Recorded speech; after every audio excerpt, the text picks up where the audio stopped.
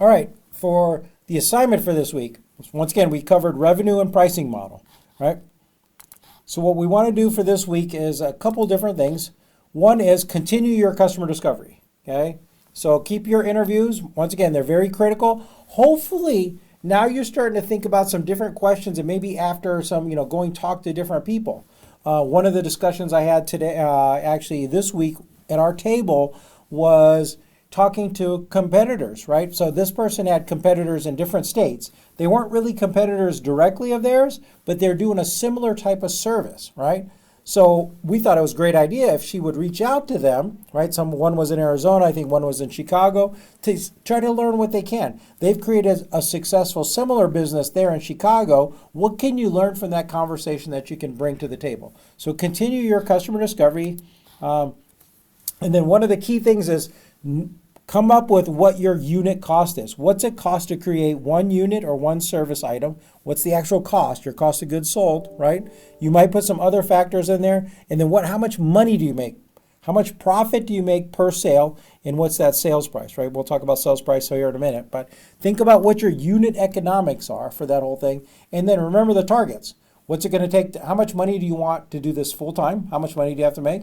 What would be a good salary? If I were to do this full time, I could probably get to this good number. And man, if I could make this target salary, I could do this all day long, right? And then how do I scale? What's a go big number that I put on here, and how do I make that scale, right?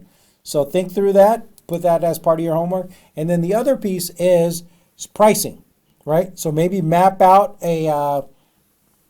what it looks like in terms of being able to take this to market, and think about who your competition is and how are you going to price compared to your competitors, right? So be able to come back, next week and tell us, this is how I'm pricing and this is why. My competition prices here, but these people do it this way. These people do it this way. They price like that. I'm going to price like this because this makes sense, right? Or it could be, this is what they charge. We're going to charge the same amount, but we're going to give them better service, or we're going to give them a better product, or something like that. We're going to come to them, right? Or whatever that is, come up with some logic in terms of how you're going to price it. I'm sure most of you have already thought about some of that. So just make sure that you're ready to come defend how that price makes sense for you, okay? And so in conclusion, for next week, those are the two things you got to pull together. But continue with your customer discovery, right? And then, really, really focus on that unit economics, target income, and revenue model, right? Getting these things right really, really will help you see your goals, right? To me, this is really important. It's about getting real. It's getting dirty, right? Getting down into it, right? How much do I make per sale, right? How many do I need to sell to make my target, right? And then how do I scale? If I want to make $1 million, what do I need to do, right?